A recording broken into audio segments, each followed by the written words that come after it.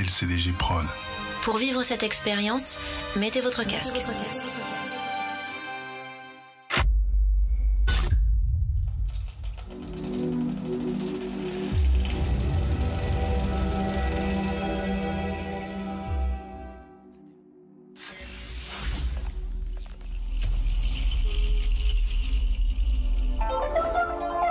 Car j'ai été envoyé pour libérer les peuples du Congo et la race noire mondiale. Les guerres persisteront à travers le monde. Le Congo sera libre et l'Afrique aussi. Et les décennies qui suivront la libération de l'Afrique seront terribles et atroces. Un grand désordre spirituel et matériel s'installera. La misère s'installera. C'est un extrait du discours du dit prophète Simo Kibangu. La République démocratique du Congo, le samedi 10 septembre 1921. Tout cela a des conséquences indirectes.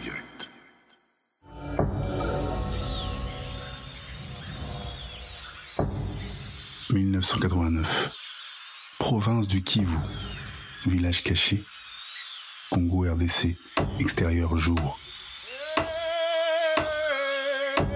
Né de la pluie, de la neige et du soleil au même moment, c'est un jour spécial pour les géniteurs de ce bambin. Sa naissance semble être un jour maudit. Personne n'assiste à une telle trinité du temps de son plein gré. Mélanger le soleil, la neige et la pluie dans un pays d'Afrique, non, c'est impossible. C'est vivre le présent, le passé et le futur instantanément. Une légende s'accomplit durant ce genre d'événement. Tous les premiers-nés développent des capacités de façon surhumaine. L'esprit inébranlable de la nature, une force physique surhumaine, un QI très élevé et une capacité extraordinaire de régénération cellulaire. Ces talents, selon la légende, ne peuvent être réunis en une seule entité.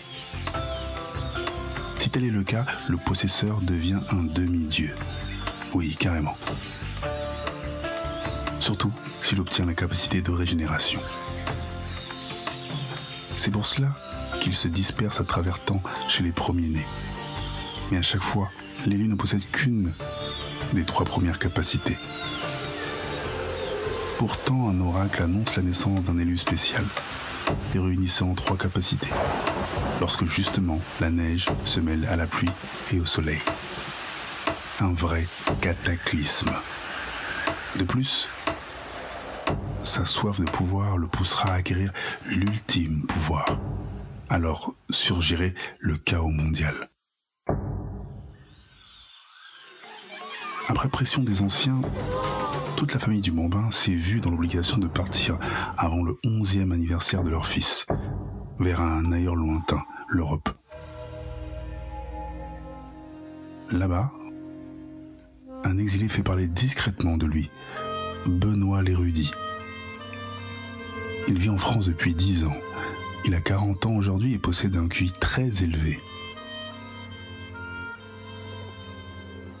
Il est avocat international et œuvre en tant que conseil pour des hommes d'affaires en provenance d'Afrique et des businessmen d'Europe voulant investir sur le continent. Propriétaire d'une résidence secondaire à Sanary-sur-Mer, il possède également un logement dans le 20e arrondissement de Paris. C'est donc dans ce Paris que cette famille pose le pas.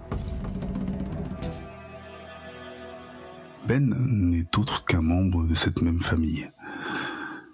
Érudit hors du commun, il se doit de tout camoufler autant que faire se peut. Se mettre au rang d'avocat doué, mais sans s'écraser les normes. Et puis, homme noir, de couleur black, tout y passe. Des clichés les plus simples jusqu'aux fantasmes les plus obscurs. Convoité par les femmes, jalousé par les hommes, il vit sa vie, tel l'art de la guerre, avec une désinvolture déconcertante. Ben organise donc le voyage de sa famille dans les moindres détails. Il se déplace lui-même dans la province du Kivu, là où même les chauffeurs de taxi brousse ou tout autre guide n'ose s'aventurer. 1999, région des Grands Lacs, village caché, Congo RDC, extérieur jour. Aux abords du Kivu, tout devient brumeux et marécageux immédiatement. Des bois gigantesques, des gorilles agressifs et toutes sortes d'insectes aux piqûres mortelles.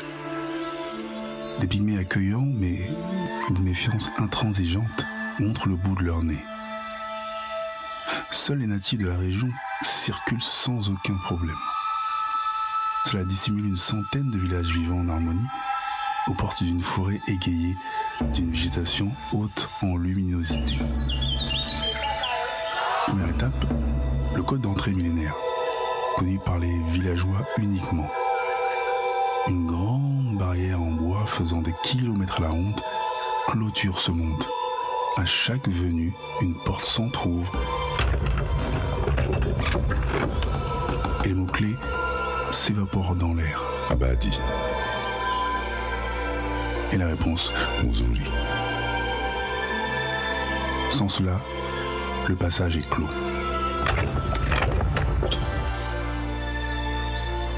Seconde étape, une sentinelle apparaît avec, selon les arrivants, seule ou avec plusieurs gardes. Ce jour-là, elle débarque seule. C'est un homme de près de 2 mètres, tenue de camouflage verdoyante, épée aiguisée à son bras et une mitrailleuse en bandoulière. Une accolade s'additionne à une discussion de 10 minutes environ, chemin faisant. Reliés les uns aux autres, les villages se différencient par leurs particularités. Aussi, les individus de même village se doivent de s'unir avec un des leurs ou un membre d'une autre cité.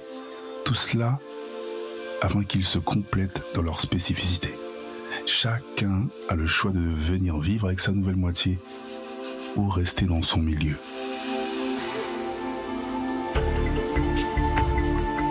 Les parents du dit élu viennent de la même cité. La mère descend directement de la lignée des chefs du Kivu. Sa spécialité, le tissu et tous ceux qui s'apparentent à la confection dans sa globalité. Le père, lui, affecté aux soins presque depuis sa naissance, aide indubitablement les autres. Revenons-en à l'oncle. Après son entrée, un combat débute.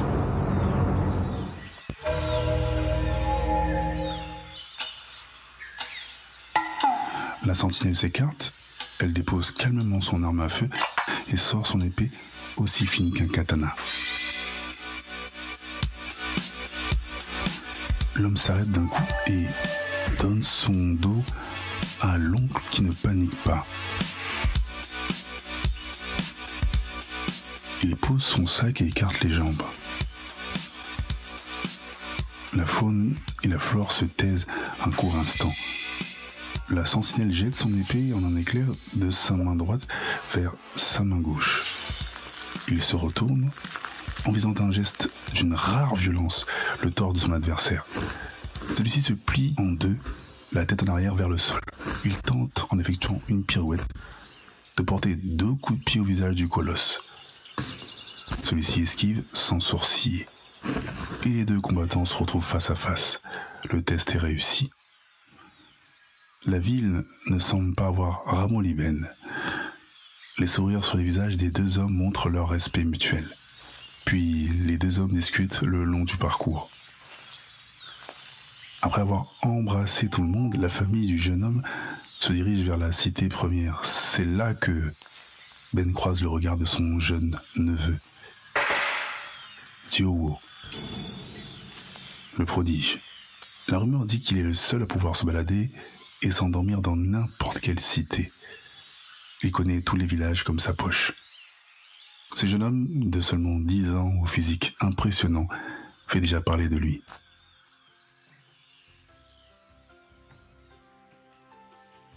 L'oncle, comme le veut la tradition, doit tester les capacités de son neveu. Ben pose donc sa main droite sur l'épaule du petit. Il tente avec vivacité de gifler en le regardant droit dans les yeux. Diogo réussit de justesse à se projeter en arrière. En un éclair, il arrive à hauteur du sol. Il frappe de toutes ses forces la jambe gauche de son oncle avec son petit pied droit. Ben le bloque sans effort en le redressant. Les tibias s'entrechoquent. La douleur ne se ressent que chez Diogo. Ben sourit sans rien dire et essaie de le gifler à nouveau. Le gosse en profite pour le tirer vers lui afin de lui infliger un coup de poing violent au thorax. Mais son oncle se sert de sa force pour le contrer. Diogo se retrouve face contre terre sans rien y comprendre. Le petit avoue avoir observé son oncle caché derrière un arbuste durant son combat contre la sentinelle. Ben lui explique qu'il sent sa présence depuis un moment. Il a donc laissé des ouvertures dans toutes ses postures. Le piège a fonctionné.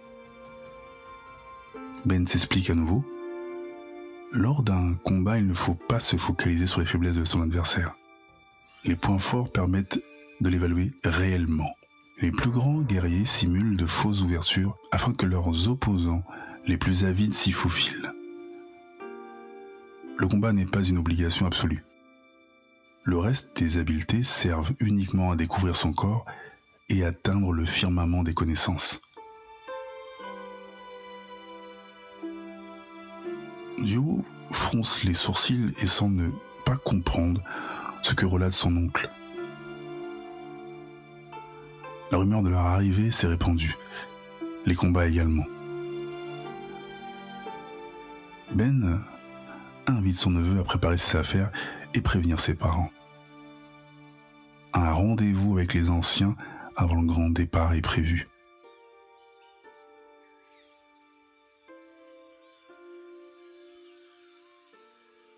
Les anciens, où se succèdent des générations de patriarches, sont aujourd'hui des anciennes. 2 sœurs, seules rescapées de leur gigantesque ascendance. Appelée la matrice, elle représente les 4 forces. Les 2 sœurs sont épaulées par 2 bras droits. Donc, 4 dignes représentants des 4 forces. Ils forment le Conseil des sages. C'est évidemment eux qui, après mûre réflexion, incitent les parents de Diogo à émigrer. Leur volonté ultime, maîtriser et sceller les pouvoirs du petit au moins jusqu'à ses 12 ans, en lui inculquant un minimum de savoir sur les 4 forces. Par contre, un trop plein d'amour et de tendresse sont nécessaires afin que la malédiction ne se réalise pas. Ici prend fin la première vie de Diogo.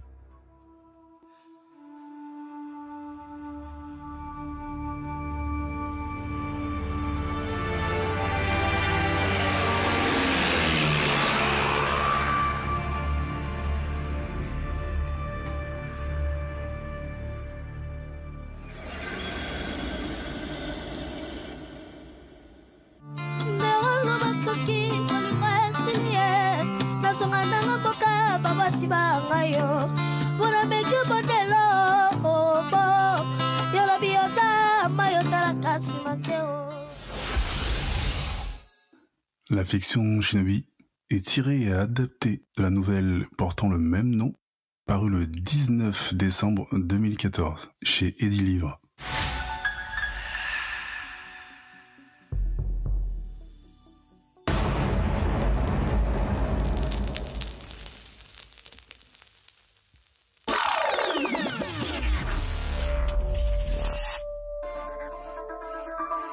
LCDG Prod. Bonjour, je suis Kevin Chakou, la voix d'Ichronie du Gouffre, la chaîne de podcast Nouvelle Génération. Le projet est chapeauté par la même équipe. À la réalisation, Njolo Chakou pour Angel Prod et au visuel, Balik Chakou. Nous lançons une autre chaîne uniquement dédiée à la pure fiction. Rejoins-nous et laisse traîner ton imaginaire là où il n'a pas encore été. Là où il n'ira jamais. Des histoires complètement fictives. Des lieux réels. Des personnages qui te ressemblent.